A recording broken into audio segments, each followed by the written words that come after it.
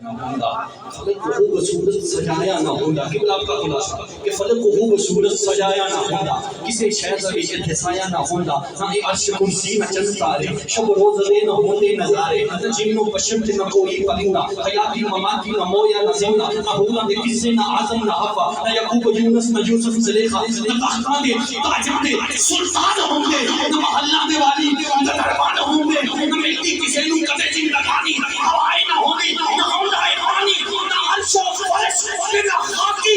نہ نوری سماتے کے کچھ بھی نہ ہوتا ظہوری کسے شاعری ایتھے سایہ نہ ہوتا کہ رب نے محمد بنایا ایتھے سایہ نہ ہوتا کہ رب نے محمد بنایا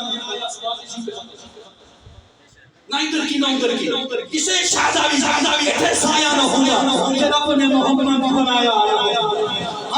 اسی اس آنکالی ولادت آئینا کدی اٹھتی سی کدی پہلی سی وٹی کدی چہتی رہنی سی کوئی نہ کوئی بٹھاتا سی کوئی نہ نال بلاتا سی وٹی لکڑی میں کہانی سی وٹی چاچی سب تمہاری سی چاچی تیری مائی سی کا نام حلیمہ آئی سی کا نام حلیمہ آئی سی میری جو آئی سی جو آتی اس پچھتائی سی ہاؤس کا کھایا سی وہ خیر کسی نہ پایا سی سب سوالی سی چولی پھر بھی خالی سی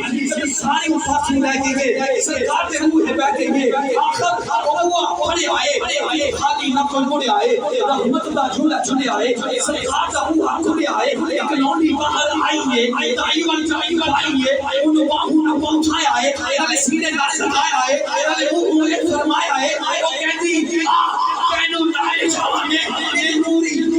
دکھاوا میں سنے ویرے وہ چنچڑے آئے خدا چننے میں کلمہ پڑھے